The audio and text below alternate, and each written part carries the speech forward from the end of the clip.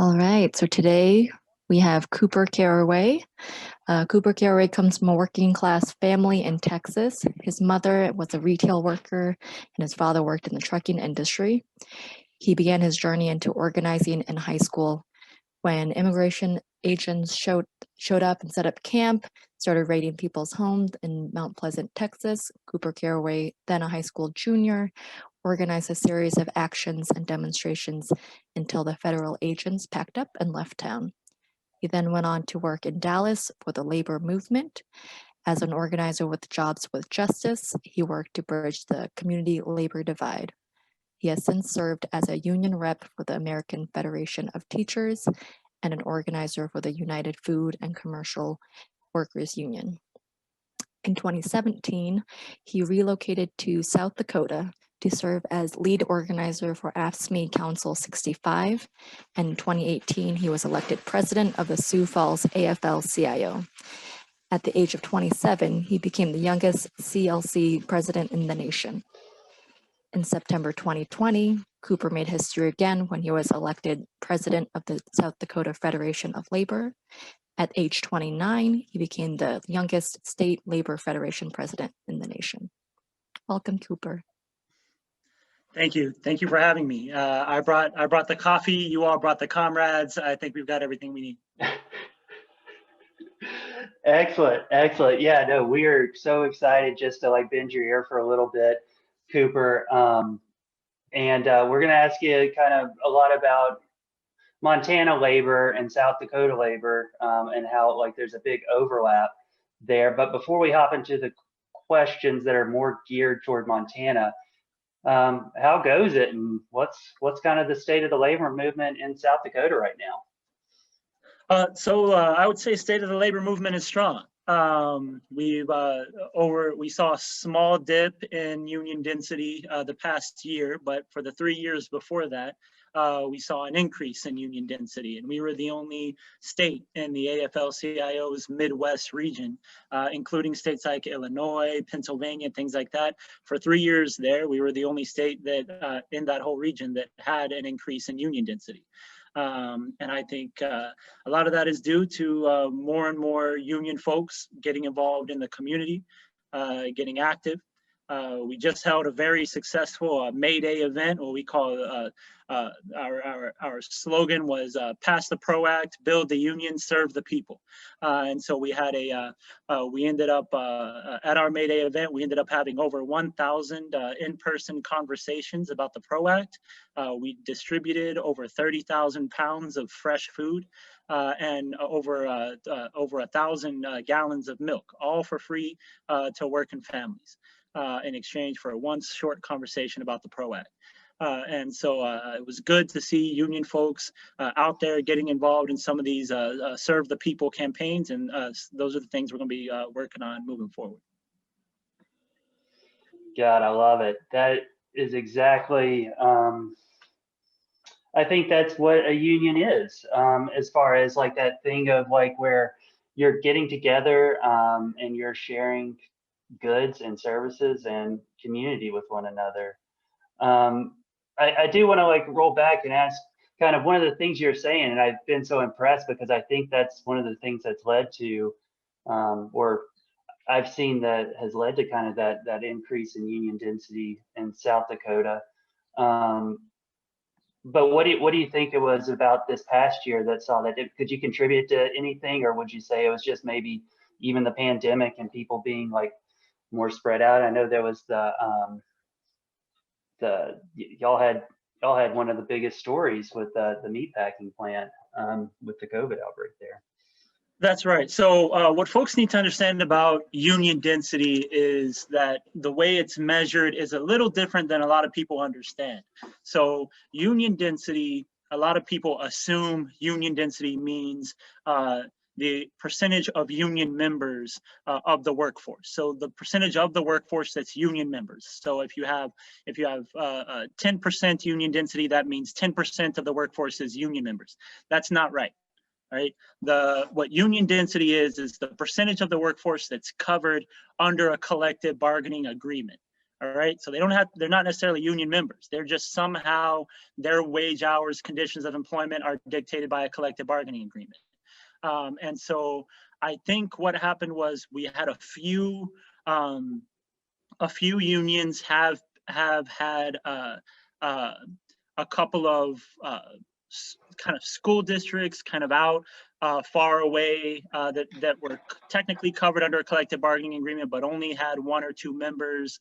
A couple of things like that where the unions were under new leadership in the past year or so, and they decided to withdraw representation rather than continuing to spend money servicing these areas. They only had 1 or 2 members, and so as far as per caps and as far as union members, we only lose 1 or 2 union members, but according to union density, we've lost 200 or 300 because it's everybody in the school district. Right? Does that make sense? And so the best I can tell is, because we haven't had any decertifications, all our local unions are showing an increase in internal organizing. They're showing an increase in internal membership. Our AFSCME, statewide AFSCME group is about to hit, if they haven't already, about to hit historic levels of membership, more members than they've ever had in South Dakota. And so we've seen an increase in that. So the best I can tell is you've had a couple locals who have withdrawn representation from some areas that had very low membership. Whoa, no, and yeah, thank you for that explanation of union density. That's like one of those statistics that's like almost needs a statistic for how many times it needs to be or has to have been explained to somebody else. But no, I think that's like extremely interesting because I think like using that as a way to look at the number of people covered is probably like as a way to and like labor power is something that union members from right to work states would have to do, right? Because the reason that they're covered, all those collective bargainings that cover the units that cover those people are a result of right to work, right? Yeah, that's right. Yeah, that's right. Well, I asked it because it's like one of those, we just had our right to work, and it's like y'all been right to work, like one of the first states to become or pass under right to work in like I forget that when the Taft-Hartley when that was put 1947. in there, like, 1947. So yeah, so shout out. It seems like there's something deep within South Dakota people that like won't let them, even though it's right to work, haven't let them completely decertify. So there is a base level of just like that understanding that there's solidarity in the union. And with that is why I want to pivot to, we just had our own right to work battle in Montana. We ended up defeating it, even though we have a supermajority Republican legislature and executive. But so we were excited about that because there is something, I guess, in the prairie populist background of states like Montana and South Dakota that seems to be sticking. But one of the things that I got to bring up was as much solidarity as Montana had for that right to work, there was legislation, these pipeline protester bills that you've seen like propping up all over the country to basically penalize peaceful protesting. And I was wondering, like, one of the things that we saw was a Montana AFL and a labor movement that acted like that wasn't their issue at all. Matter of fact, they withdrew opposition in one of the hearings after probably one of the most like inspiring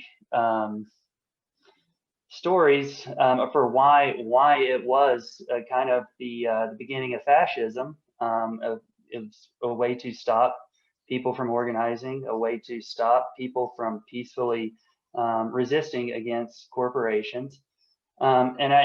And I guess I got to ask, like, since the same thing happened in South Dakota, what's your thoughts on kind of labor's role in disputes like that?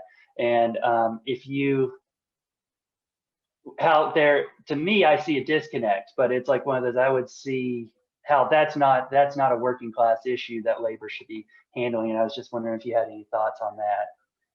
Sure, yeah. So first I'll say that, while my administration typically has different ideas and different opinions and end up on different sides of issues than other state federations, our assumption and what we hope that other state feds assume about us, our assumption is that they're doing the best they know how to do for the working class. The same way we expect all state federations to look at us, to look at my administration, and even though we may have some different ideas, we expect them to assume that we're doing the best we can to represent the working class. So when the protest, we had a similar, they called it a riot boosting bill here in South Dakota. It was to criminalize the pipeline protest was the initial. But the way it's written, it criminalizes, it puts heavy penalties it makes protesting pretty dangerous to organize, pretty dangerous to participate in. And our position with that bill is the same position we took during the summer uprising last year after the murder of George Floyd. The position of my administration has been, the labor movement is in no position at all to criticize anybody for protesting, to criticize anyone for marching, to criticize anyone for throwing rocks, to criticize anyone for burning down buildings. We are in no position to criticize anyone for doing those things, because those tactics, all of them, violent and nonviolent, are exactly the way that the labor movement has secured everything that we've ever won.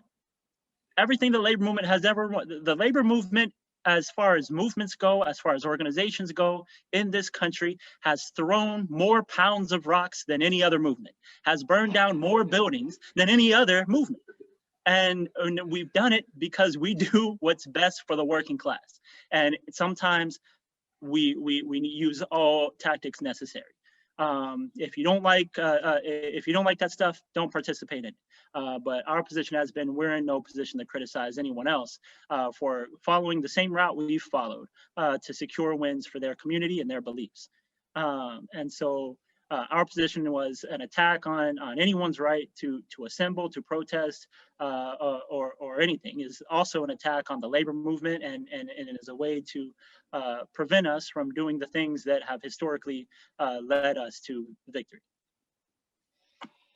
Yeah, no, I couldn't agree more with that. And that's, I guess, like kind of not like making that connection of like, especially this one, it was disproportionately would affect natives. Like, native people are the ones who have really led the pipeline protest and spearheaded it. It's like one of those, and like it has been the most successful direct action that you could say has been exhibited in the past 50 years. I mean, that's the reason why all this legislation is popping up.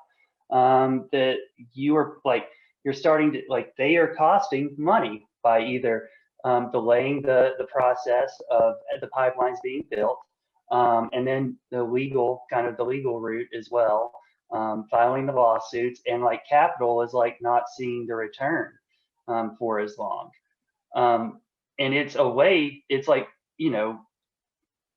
I found it extremely inspiring. It's extremely inspiring because of the people who are leading that movement, but also, like, you can't help but see that this is also, and especially this reaction with this type of legislation, that capital is being put in check. It is through direct action you are causing, which is very similar to the tactics of a strike in the labor movement. And so I guess the question is like, as I was going through that, I kind of lost my question, but I guess the point being is like, one of the things that I've really seen about like kind of the work you've done in South Dakota is there's a kind of a blur in between what is that identity as a member of the working class, as a union member, as a member of the working class, a member of your community, a member of your church, and I guess like how can we like begin to, 'cause there's a lot we can learn from these pipeline bills, or like kind of these protesters. And I guess, could you just talk a little bit about what y'all have done in South Dakota to kind of blur that line of community? Sure. So I'll say, first, to build off something you said, everything disproportionately affects natives. Every law disproportionately affects natives. That's the way colonialism works. Is that every law that's passed that limits the rights of anyone is going to disproportionately affect the colonized people. And so, that's something that we've been struggling with in South Dakota. There's a lot of tension with the state government and with the indigenous nations here. The labor movement has chosen, I think, the correct side on it, at least since I've been elected, in backing the indigenous communities in against the state government at every opportunity we've had. But I'll say that, it's very, as far as working class identity, it's very simple. The idea is that you don't stop being a union member when you clock out, and you don't start being working class when you clock in, and you don't stop being working class when you clock out. And that's simple as it is. We understand that different folks face different levels of exploitation. We understand that all working class people are exploited. That's the way a capitalist system works. We understand that all women are exploited. That's the way a patriarchal system works. We understand that all people of color are exploited. That's the way a white supremacist system works. And so, but what binds us together is our exploitation. And what should be binding us together, what binds us together right now is the fact that we're all exploited. What should be binding us together is that we are willing to fight against that exploitation. And that's the kind of culture that the South Dakota Federation Labor is trying to build. We're trying to adjust it to where, rather than it being solely the fact that we are exploited that could be binding us together, we're trying to use solidarity and resistance to bind us all together. And so, for example, a white working man is heavily exploited because he's a working class person. But a woman of color is exploited once for being a worker in a capitalist system. Then she's exploited again for being a woman in a patriarchal system. Then she's exploited again for being a person of color in a white supremacist system. She's triply exploited. And so the only way we can resist against these things and show solidarity with each other is understand the ways that we are exploited and understand the ways that our comrades and relatives in the working class are exploited, and use our commitment to resist that exploitation and dismantle it as the glue that binds us together. Yeah, no, I definitely want to build off of that. So that exploitation, that shared experience, that kind of the membership that whenever you clock out, like that identity that you're part of the working class. It's because there's all of these issues that so many of us have once we clock out. You towards the end, you brought up the patriarchy and the women of color, and it's like one of the other things is here in Montana, and I can speak for Montana. It's like one of those childcare is such a huge issue that every working person faces, and with that also the major thing is our housing. It's in the past year, our median home price has increased 52%. So the price of a single family home, something along those lines. I don't want to get hung up on the 52, but a lot. That was one of them that I saw, but it was over $700,000 for a single family home.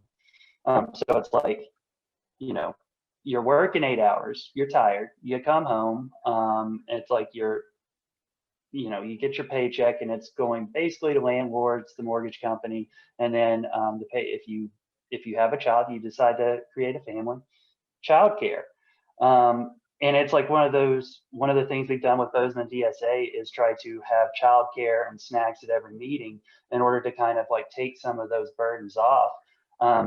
but I always think about, unions have pensions, like, like why can't unions step in here and kind of fill some of those gaps with, instead of propping up the capitalist class, or, kind of the exploitive system that is exploiting us. I don't know. What are your thoughts on that? Like using that working class money to protect your own. Yeah, I think it's necessary. So I believe that I think a lot of folks in the labor movement have an incorrect view on how members view their union dues. And the same way I think a lot of folks in politics have an incorrect view on the way working folks view their tax dollars.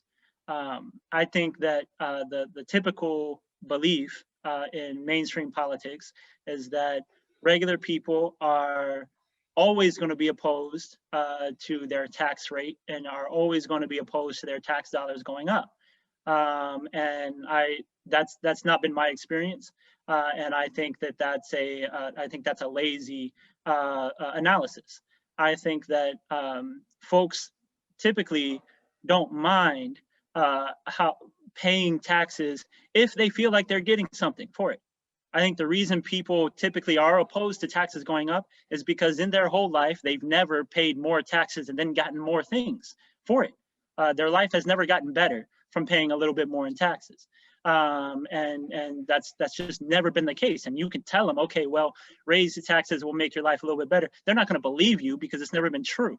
And I think there's a similar belief within the labor movement that union members are just always going to be against and not like the idea of their dues going up. But my position has been that if union members wouldn't mind raising their dues, if they're going to get if their life is going to get better because of it, and really better, not okay, well, we can hire another person and now you're going to get a 3% pay increase instead of 2%. What I mean is like seriously better. And this, like, union folks can raise raise their union dues and use that to provide housing, use that to provide childcare, use that to provide anything their membership wants. The same way that they can look at union dues and their membership the same way that governments look at workers and their taxes.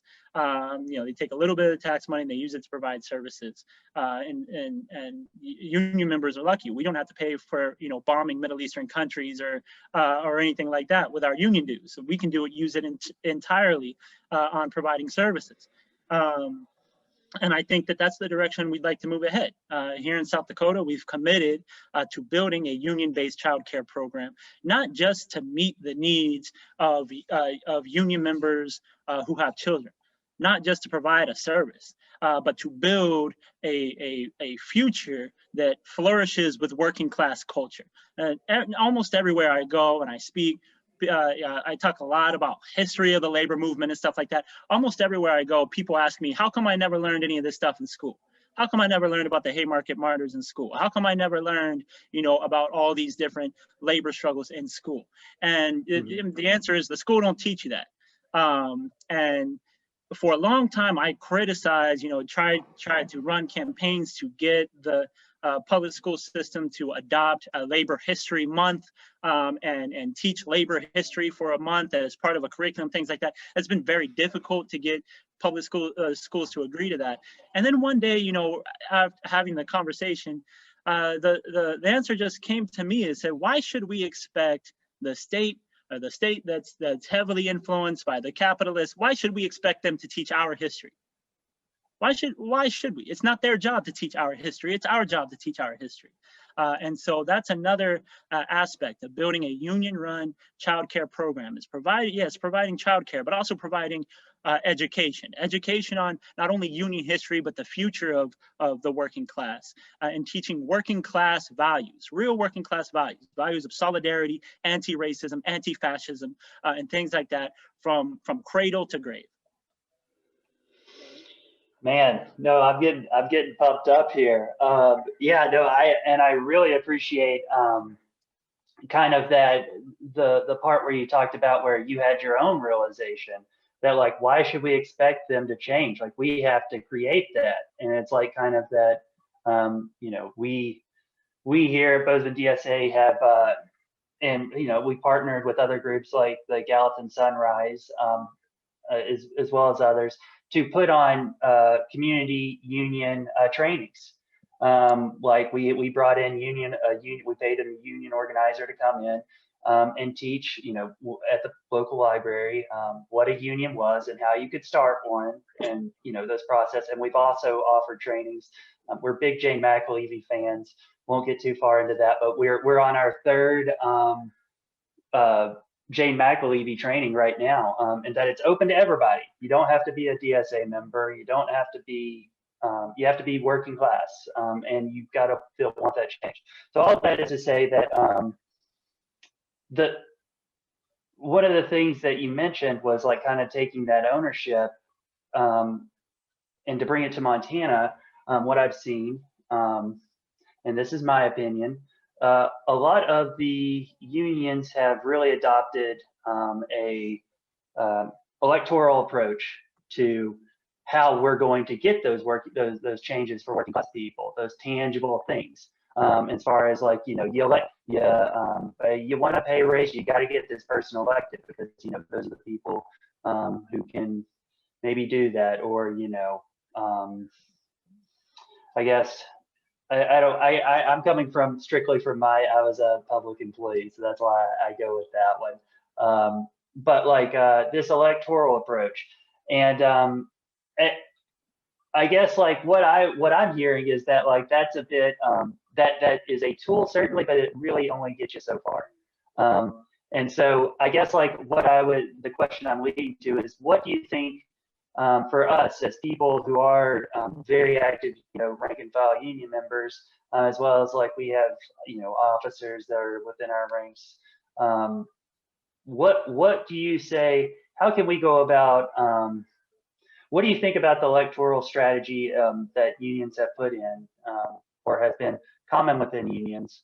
What do you think about that, and what can we do as rank and file union members to begin to get our affiliates to switch gears and become more of that, like take ownership of like, no, we can actually solve a lot of the problems that many of the people like are facing in their communities right now, if we want to. Yeah, so I think you can do both. You know, we have a political program, we have an electoral program, you know, here in South Dakota. You know, our focus isn't on, you know, rubber stamping Democratic Party candidates. You know, our focus is recruiting union members to run for office. So we don't care if you want to run as a Democrat, a Republican, an independent, a communist, a socialist, you know, a libertarian, whatever you want to run as. If you got a union card in your back pocket, we can trust you a lot more than any of the letters next to your name. You know, as far as I can tell, you know, an independent running with a union card in their pocket is much more trustworthy than a Democrat that's running without a union card in their pocket. And so that's our political program. And so, you know, we do that. We spend some time, we spend energy on that. But, you know, we only have a 2-3 month legislative session. And so we got 9 months to do other stuff. But, you know, I would say you not only can you do both, but you have to do both.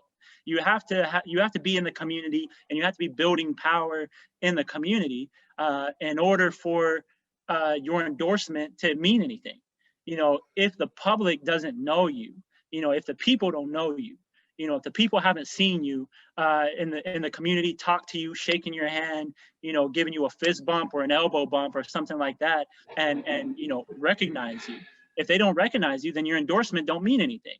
You know, they might see something in the paper or see something on your website or something like that. Oh, the labor endorses these folks. But to a regular person who's not a union member and who's never met you, that's not going to make them vote for that person.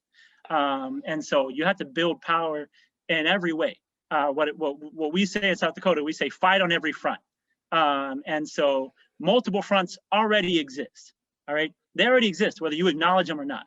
whether you acknowledge the electoral front, it already exists. Whether you acknowledge the community and public front, it already exists. Whether you acknowledge any of the international front, it already exists. And so if you choose to put all your eggs in one of the baskets, what you're doing is you're surrendering the other fronts. And you're saying, we're choosing not to fight here. We're surrendering that ground. We're going to lose that.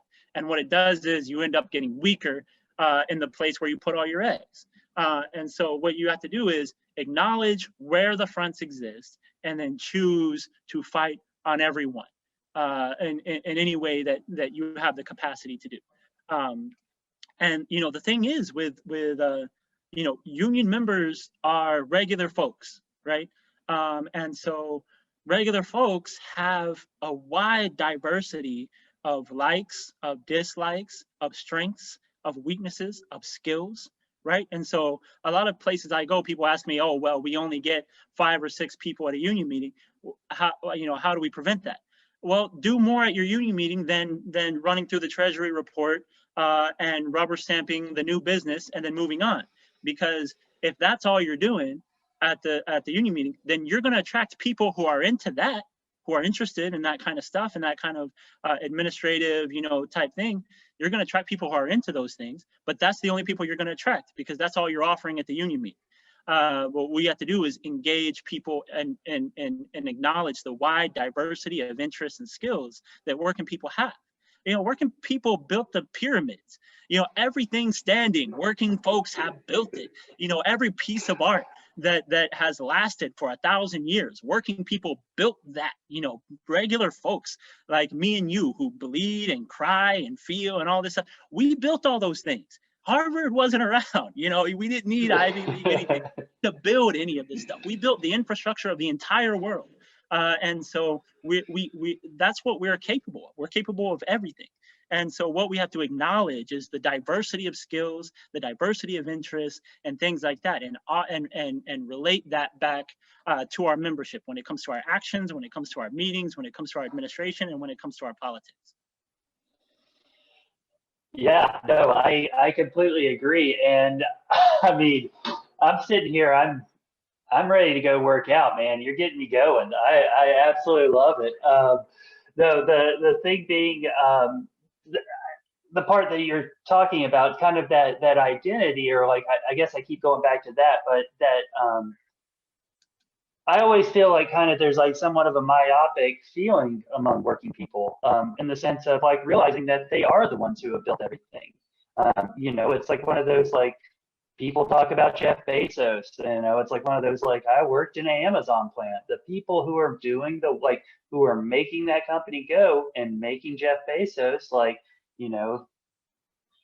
name appear on the front page of the Washington Post, the paper he owns, are the working people. Like, they're the ones who built that wealth for him. And I guess like kind of we're kind of coming towards the end a little bit here, but I wanted to maybe kind of that realization that we are the ones who are actually working people, are the ones who are actually created all of the wealth in this country, and how they could use that, how they could use that to their advantage.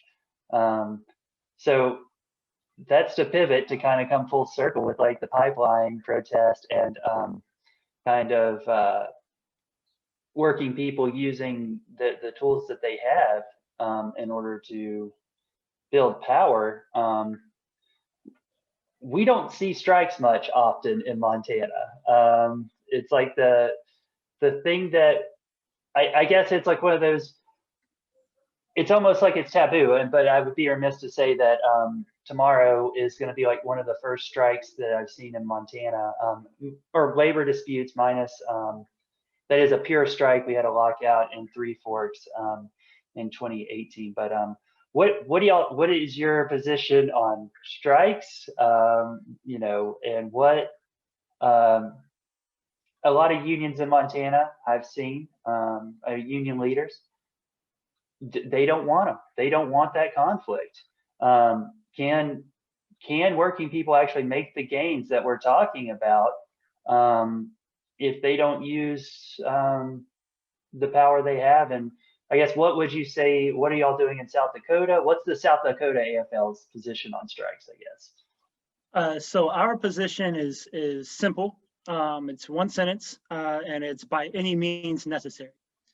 And so focus on, don't put, a lot of people, when they say by any means necessary, they put the emphasis on the any, right? We put the emphasis on the necessary, right? And so we don't want to ever go into a situation and say, this tactic is off the table, this action is off the table, because it's not.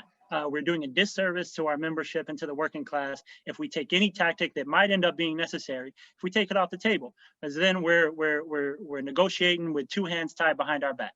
And so what we believe is any means necessary. Now, if we can get everything that the membership is demanding at a negotiating table, that's good. If we can get it from picking up the phone, that's good. If we can get it from a petition, that's good. If we can get it from electing someone, that's good. But if it takes more, then it takes more. Organizing and is really about confronting reality on reality's terms. Reality's terms don't always mix with your own personal terms. And so personally, you may not be willing to or wanting to conduct a strike or a walkout or a picket or an informational picket or any sort of thing. But sometimes reality's terms dictate that those things are necessary. And so that's our position. Our position is by any means necessary. We support all of our local unions and we trust that they're making the right decisions. The State Federation of Labor is never going to discourage a union from walking out or for going on strike or for doing anything that they determine necessary. Our position is their membership elected them to lead them. And if they've decided that a strike is necessary, then we'll put the full force and authority of the State Federation of Labor to support it. Yeah, no, and I think that's like one of the things that kind of has confused me about that is, like you said, like if that's what the members want, then you're going to support that. It's like one of those, like whatever, you have all these tools on the table, and it's like the members are the ones who are really trying to pick which one of those that they feels the most empowering, they think is the most tactical. And I guess like kind of to close out, I have been following. Have you been following the Vermont AFL-CIO kind of dispute? And yeah, just to kind of give a little info. I believe it was early. There was a members wanted to see a more progressive and and member-run AFL, and so therefore they organized. They won leadership positions, and then democratically elected, these new members. And then at their first convention passed, which also you did very similarly. Like they were going to go on a general strike for.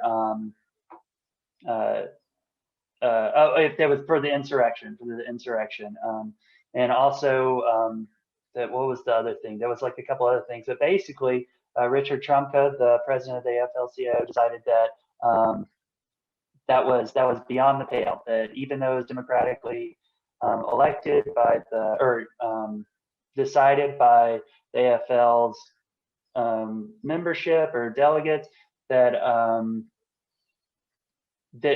that was they didn't want to see that.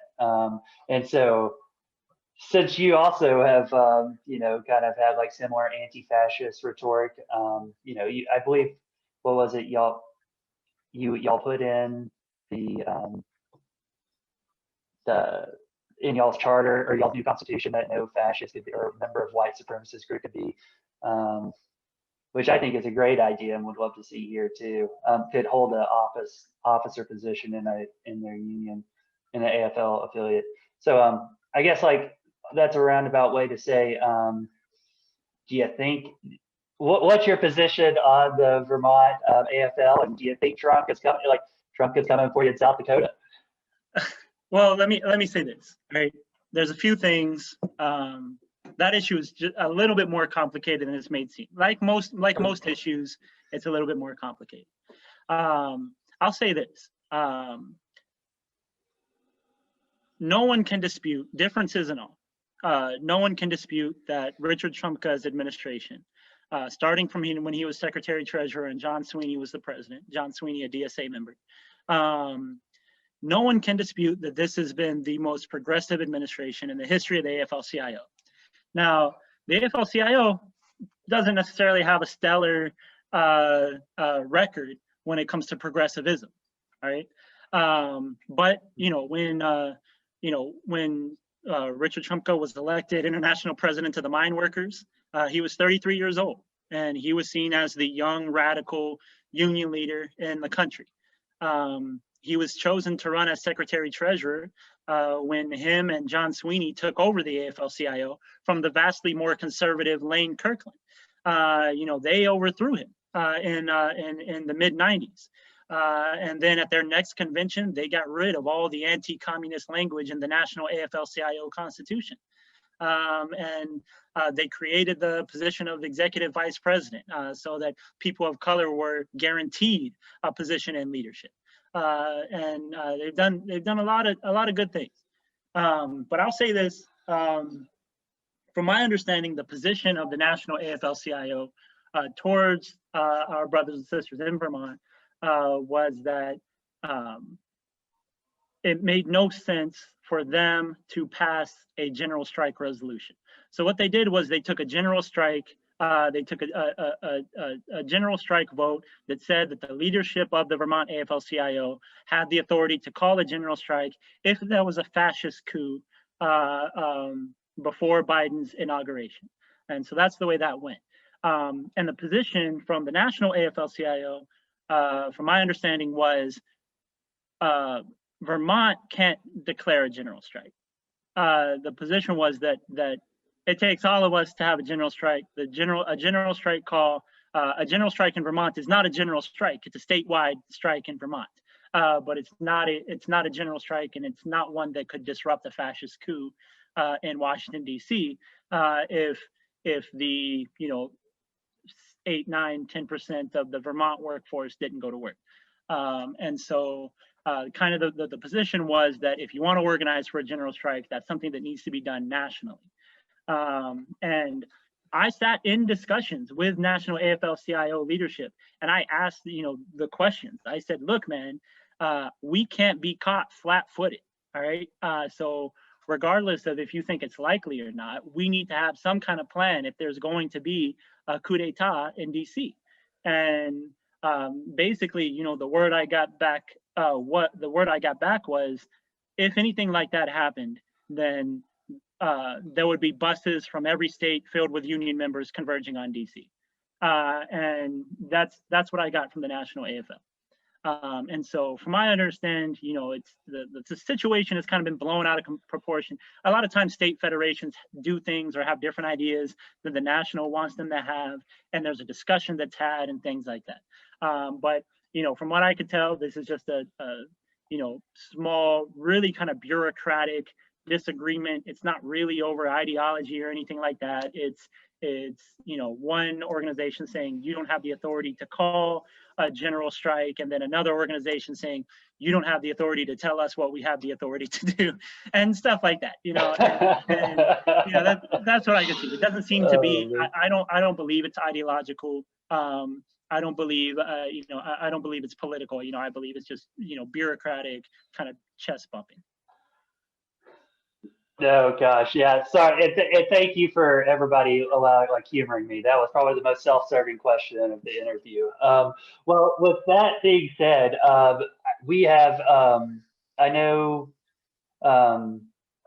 we have participants and a lot of DSA members, as well as other people from the community on the line.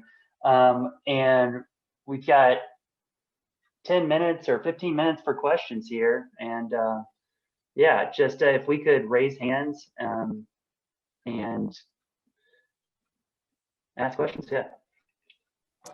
I was curious, so you were elected president after a particularly conservative president who was very pro-police during George Floyd protests, and just kind of seemed to create a very toxic rhetoric that he was using. So what was it like running against that, and also, or running with that climate, and then how are you changing the culture now or addressing that going forward? Sure. Yeah, I appreciate that question. Yeah, the different the president before me definitely had some different political positions and opinions than I do.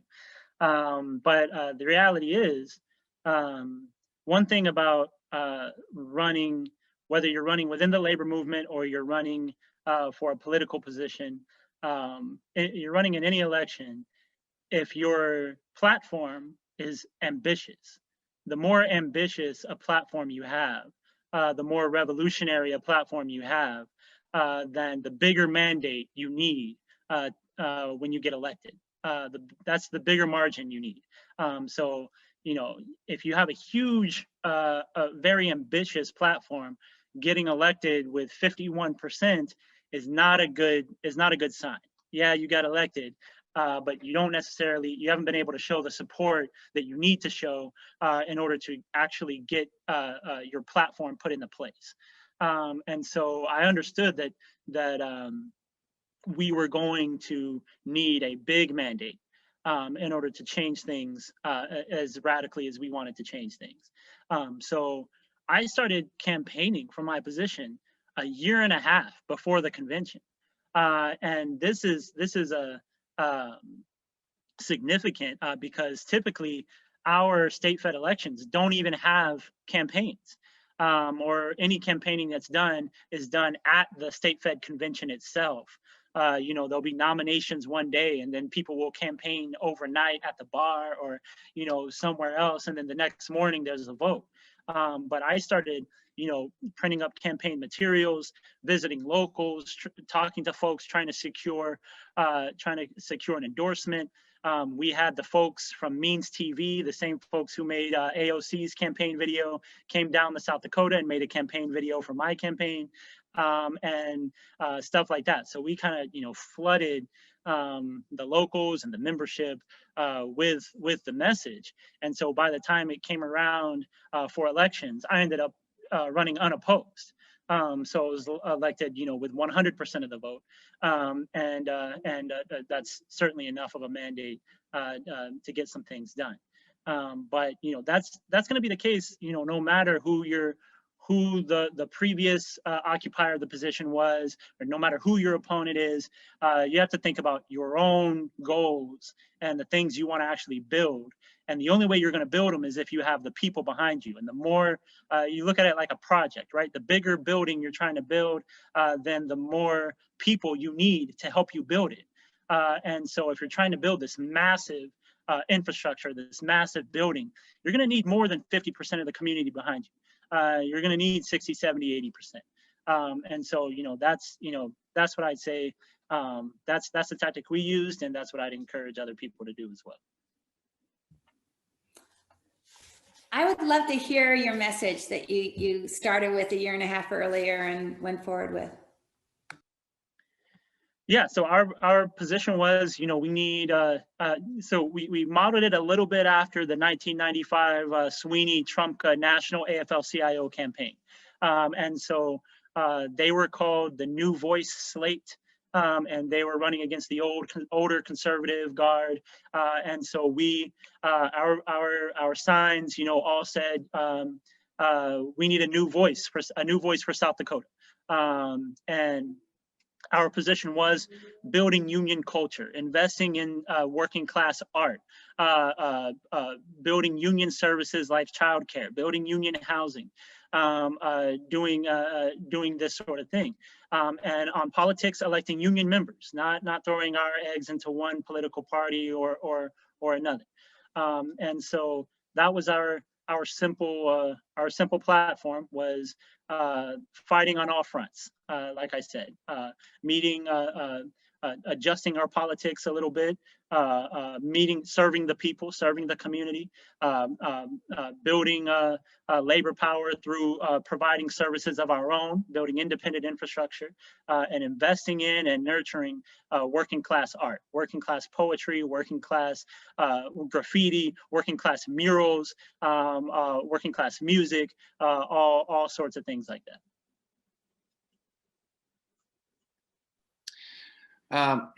Let's see. So I come from a very conservative background, really anti-union family. So I'm still trying to get my head around all of this. So I wanted to hear your thoughts about what advice you would give us to push the Montana AFL-CIO to stand up for all working people by supporting protests of colonial infrastructures. What are your thoughts on that? Well, typically the answer to, no matter what the question is, the answer to how do we get the AFL to do X, the answer is for you to get involved. And, the AFL at the end of the day is a democratic organization, right? And the leaders are elected. The delegates to the convention are chosen and elected. Some are dictated that, this officer has to go per their constitution or whatever, but a majority of the delegates are elected, and the officers are elected by the delegates. And so the decisions are made in a democratic way. And so, I encourage folks not to take, if the state federation or if the labor movement isn't doing exactly what you want it to do right now, I encourage folks not to fall into defeatism or something like that and think, oh, it's because this structure is not built to do this and it's irredeemable and all of these things. It's not. All that means is that you haven't gotten involved to the point to where you can win over a majority over to the way you're thinking, over to your position. And if you keep at it, you'll eventually win those folks over. If you're right and you're consistent and you're steadfast and you show up, and people know you and know you as a person to show up and know you as people to show up and support and show solidarity and things like that, then you'll eventually win folks over, especially if you're on the right side of history. There's something that no matter how long people have been in power, no matter how long people have had certain ideas, history wins always. And so if you're on the right side, then you're consistent with your organizing and you're spreading your ideas and popularizing your ideas, then you'll eventually win out. One more question. You mentioned it kind of at the beginning of the talk how Indigenous people are always taking the brunt of the abuse from the development of state-sanctioned infrastructure projects. So I'm curious, how has the South Dakota AFL-CIO reached out to the councils or significant power brokers in the tribes in South Dakota to partner or support them?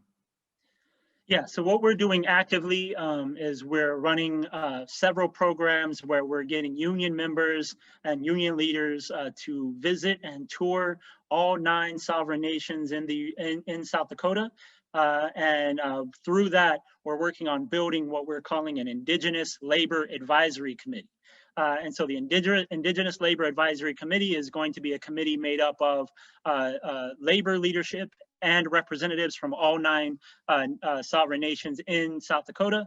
And it's a way to address working class and Indigenous issues collectively, to build a collective table so we can work together and so that, the building trades and other labor groups can help build infrastructure in Indian country and also we can work together to address the exploitation and discrimination and harassment that Indigenous workers face in places like Rapid City and Sioux Falls that are off the reservations. Because a lot of these places, Rapid City, you know, Indigenous women are hyper exploited, particularly in the hospitality and tourism industry. They're hyper exploited. They face sexual harassment and racial harassment all day during their work shift, if they're working in the hotels or they're working in other tourism industries and things like that. Indigenous men are picked up as day laborers to work in Rapid City on projects and told they'll be paid at the end of the day. At the end of the day, they're told that they're not going to be paid and things like that. And the only way we're going to address those things is if the labor movement and Indigenous communities work together, because we are natural allies. The same way any part of the world, colonized people, oppressed people, and the working class of that country are natural allies. And the only way either one of them has achieved emancipation and liberation is through working together. I once again pumped up. Okay, so one thing that I've heard you talk about, or I've seen in some interviews of yours before, you put an emphasis on kind of this like the nationalistic kind of tendency to be like, well, we just want it American built, and how we can we turn it within our borders, I guess, as like kind of being a rallying cry of I don't know, also union identity, being built by American workers. And you kind of rebut that. Could you talk a little bit about kind of why it's so important to not focus so much on the conditions of American workers, but also international workers as well? Well, the reality is that the Buy American campaign hasn't worked. It hasn't been effective. It hasn't led to an increase in worker power. It hasn't led to a decrease in outsourcing. It's failed miserably. Now, if it had succeeded, you wouldn't hear me criticize it, but it has failed. And so the position, I believe, of the working class needs to be that we need to unionize the world. All workers need a union. And if all workers had a union, if Costa Rica was 90% union the way that Norway is, then you wouldn't see call centers closing in South Dakota and moving their operations to Costa Rica. If all countries had strong labor protections and strong labor movements and things like that, then you wouldn't see outsourcing, because it would not be cheaper to move from one place to another. And so the same way that the greed and exploitation of capitalism flows freely across every border, the solidarity of the working class has to flow freely across every border. And that's the only way we're going to tackle the issue of globalization in the future.